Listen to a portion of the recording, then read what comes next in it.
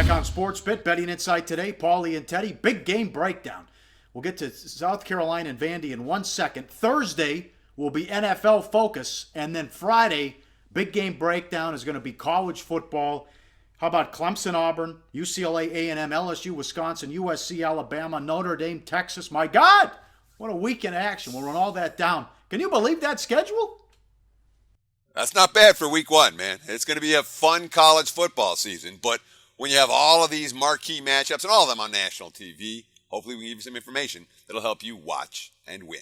Game number one, live odds, sportsbookreview.com. South Carolina on the road to take on Vandy. Vandy's 4.5, 42 the total. The good news for Will Muschamp is he landed another head coaching job in the SEC. The bad news is he wound up in a program that's underdogs to Vandy. Yeah, that's the truth. I mean, part of Steve Spurrier's early departure, let's not call it early departure, Spurrier walked out on his team last year. All right. The realization that his recent recruiting classes just weren't very good and that his team lacked any sort of upside. There were lots of reports out of Columbia the last year or two that Spurrier wasn't working all that hard and he was maybe drinking a little bit too much as opposed to concentrating on recruiting and beating opponents.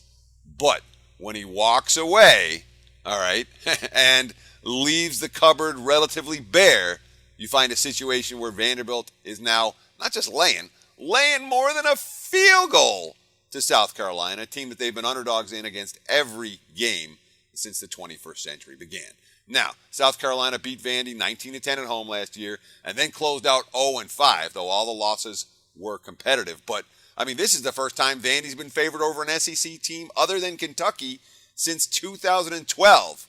This is Commodore squad that's 2-4 in SEC games. 2-14 in SEC games under Derek Mason. And now they not only have to win, they have to win by margin. Yes. Again, I did not like the Muschamp hire. He did not. I thought he did a below-average job at Florida. Did have one good season, but then he was a defensive genius at Texas. He was the DC at Auburn last year. They couldn't stop a nosebleed. So that's cause for concern, too, as he's back at South Carolina. Will the Vandy coaches let Shermer attack down the field?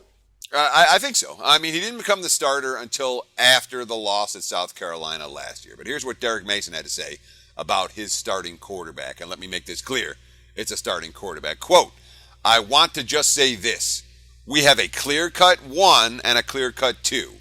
Kyle Shermer is my clear-cut starter. We're not going to enter into the season like we did my first year, talking about multiple quarterbacks. There's a starter and a backup. That's it. That's how firm I'm going to be. That's how firm I need to be. I don't need us to get distracted by a quarterback controversy." Okay, no quarterback controversy for Vanderbilt. I'll tell you what, the wise guys have been pounding the Commodores. They want no part of South Carolina. I don't disagree, Paulie. I don't want any part of South Carolina either, but boy, it's a bit of a steep price to lay with a team that's 2-14 in SEC play under their current head coach. Hey guys, for the full video, go to sbrpicks.com.